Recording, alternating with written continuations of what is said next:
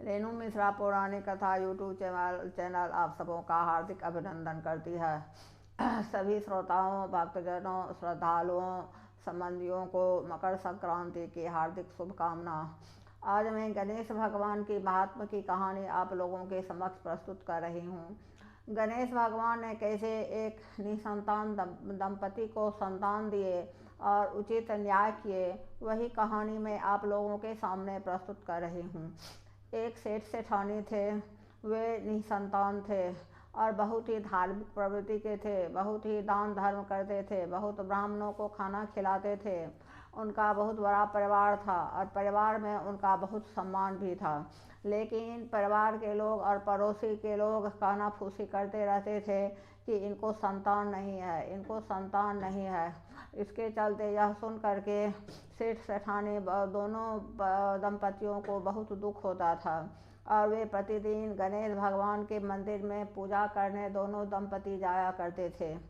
एक रोज़ की बात है कि गणेश भगवान का पूजा करके जब वे दोनों दंपति उतर रहे थे तो सीढ़ी पर एक 4-5 साल का बच्चा रो रहा था। सबों को पूछे और वहाँ मंदिर पर कोई नहीं था। सबों को वे सेठ सेठानी दोनों पति पत्नी पूछे, कोई नहीं बोला कि मेरा बच्चा है। तब वे पुजगरी जी को वे लोग बच्चा दे दिए। अब पुजगरी जी पूरा गांव में ढोला दिला करके पूछे कि किन्हीं का बच्चा खोया है, किन्हीं का बच्चा खोया है। कोई नहीं बोले कि मेरा बच्चा है। वे सेठ सेठानी दोनों पति पत्नी बच्चा को ले गए और उसका नाम गणेशा रखे और उसका पालन पोषण करने लगे। एक रोज़ एक ठग दंपति आया मंदिर पर कोई मालदार हसामी को ठगने के लिए। मंदिर के सीढ़ी पर उदास होकर के और ठगने का प्लान बना रहा था। तो पंडित जी देखे, मंदिर के पुजारी जी देखे दोनों दंपति को, तो वे अचानक ही पूछे कि आपका बच्चा खो गया है। तब वे ठग दंपति बोले कि हाँ, मेरा बच्चा खो गया है। तब पुजगरी जी बोले कि कितना दिन पहले खोया है। तो दंपति के मुंह से निकल गया कि 4-5 वर्ष पहले मेरा बच्चा खोया है। पुजारी जी बोले कि आपका बच्चा इसी गांव में है, आप चिंता नहीं कीजिए। और पुजारी जी जो थे वे दोनों ठग पति पत्नी को ले गए सेठ जी के यहाँ और बोले कि इनका बच्चा है। सेठ सेठानी जब सुनी कि बच्चा वाला आया है, मुझसे बच्चा ले जाएगा, तो दोनों पति पत्नी खूब रोए। वह जो ठग था, शाम हो गया था, सेठ सेठानी उस ठग को बोली कि आज रात हो गया है, कल गणेशा को आप ले जाइएगा। सचमुच में उसका बच्चा तो नहीं था, वह ठग था, चोर था। रात में सोने के लिए सेठ सेठानी जो था उसको अतिथि गृह दिया और वह दोनों ठग जो था सोया। और रात में जब सो गया तो चोरी का साजिश करके सब घर में घूमते घूमते जिसमें तिजोरी था उस घर में घुसा।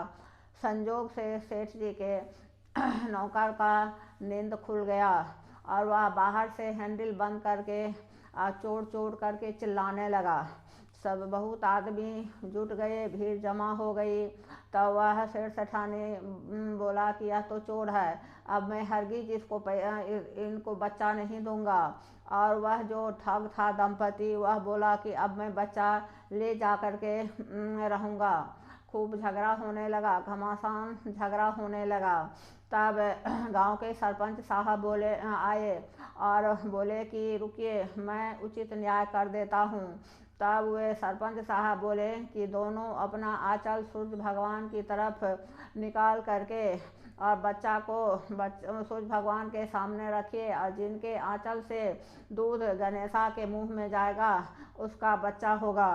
वही हुआ। सूर्य भगवान की तरफ दोनों औरतें अपना अपना आंचल की और वह सेठानी जो थी उनके आंचल से दूध निकल करके और गणेशा के मुंह में जाने लगा। तब सरपंच साहब बोले कि नहीं, यह सेठानी का बच्चा है। गणेश भगवान अपने से दूध का दूध और पानी का पानी न्याय किए और सेठ जी को एक बच्चा हो गया।